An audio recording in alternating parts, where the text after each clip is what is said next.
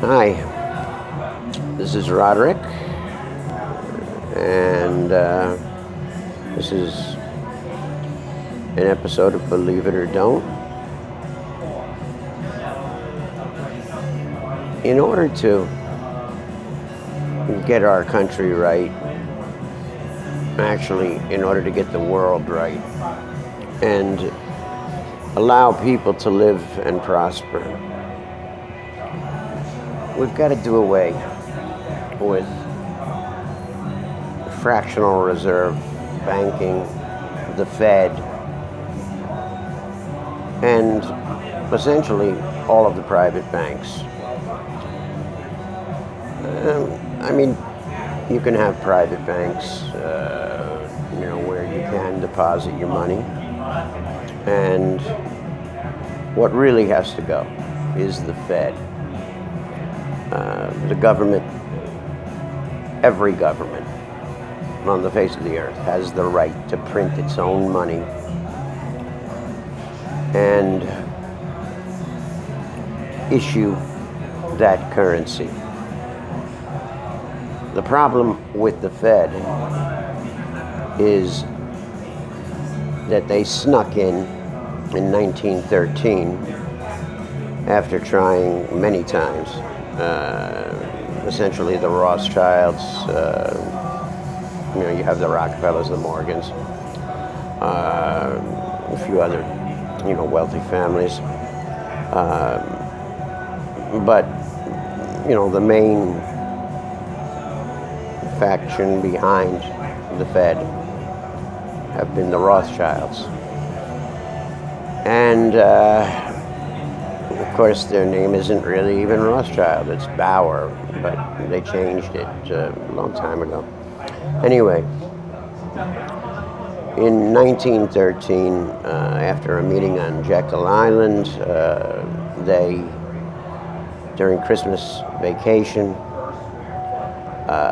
snuck the Federal Reserve Act, passed the powers that be.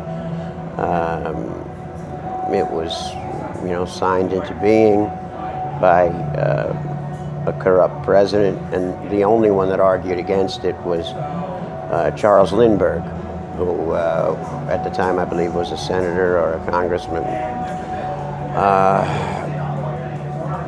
And he pointed out that it had the potential to become the biggest criminal organization the world has ever seen. And it's proven to be just that. It is, in fact, a criminal organization. They loan money to just about every country in the world at interest. And of course, it's the taxpayer that is burdened with paying that interest. Given no Fed, taxes, they might exist, but they'd be a hell of a lot less. And the interesting thing is that,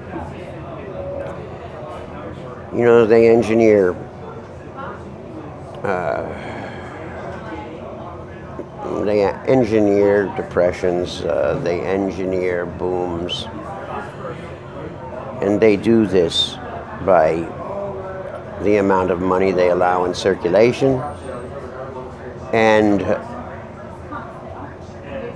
not only the amount of money they allow in circulation, the amount of money they lend, interest rates. They manipulate all of this to their advantage. And it gives them incredible control. Now, they created a Great Depression so that in 1933, the United States became bankrupt. And in fact, in 1933, the Fed and the bankers thought of a novel way to create and store wealth. Every birth certificate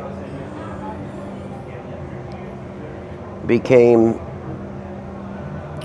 essentially a bond that was traded and is traded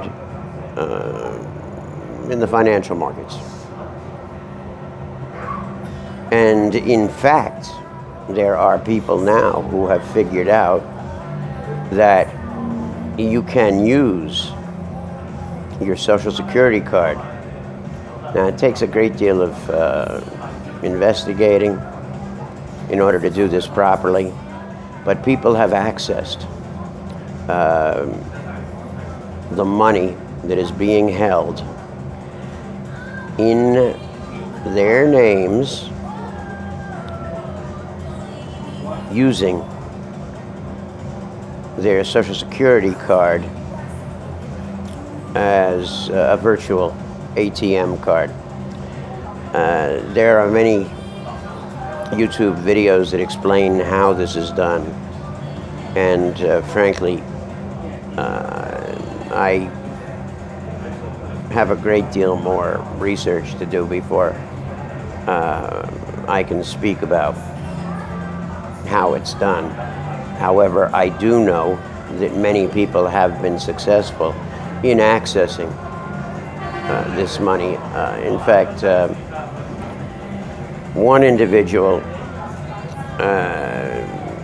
was recently arrested. Unfortunately, chose to access and take possession of $500,000 from a $27 million trust that was being held in his name, unknown to him, until he did the research using both his birth certificate and his Social Security card. The feds arrested him without an indictment because he hadn't committed a crime.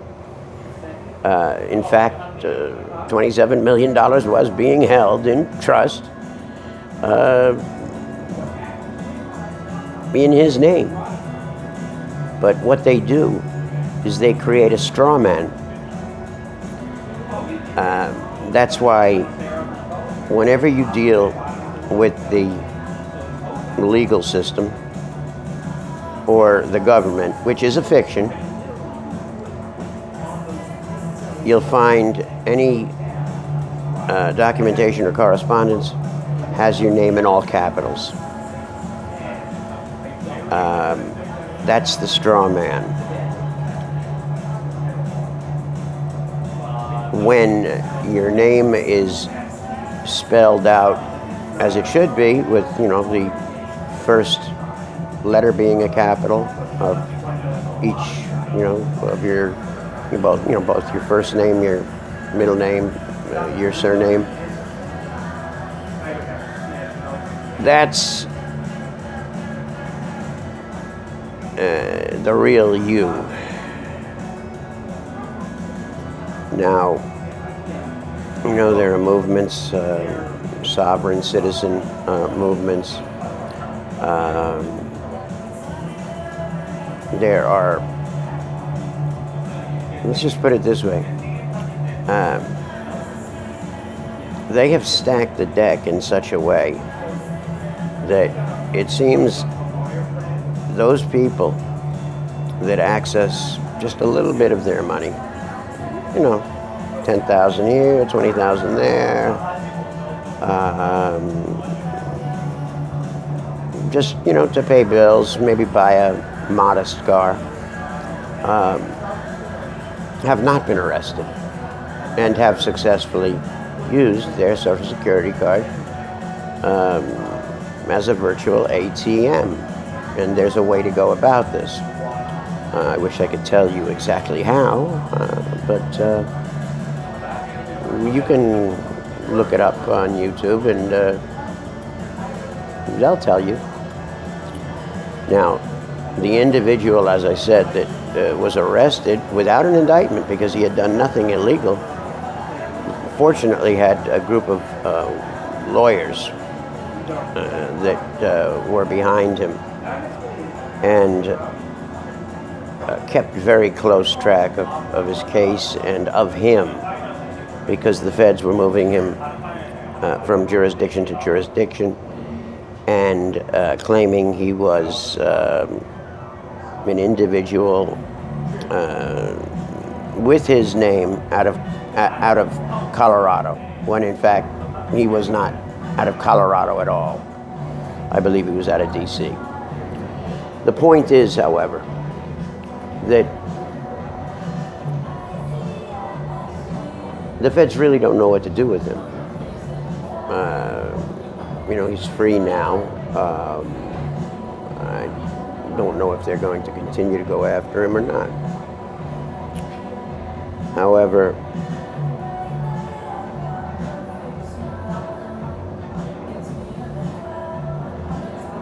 there is a whole lot of BS that's been perpetrated on the public. We are all born because of the Federal Reserve and the elite banking, or bankers. We are all chattel. We're all born into slavery. And because of corrupt politicians, it's continued. We now have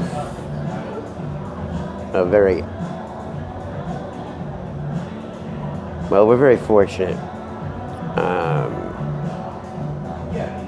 because had Trump not become president, we'd all be in a heap of shit by now. However, he was approached by Army generals and asked to run for president to avoid a bloody civil war. And I don't really feel like talking anymore, so I'm going to end it right now, for now.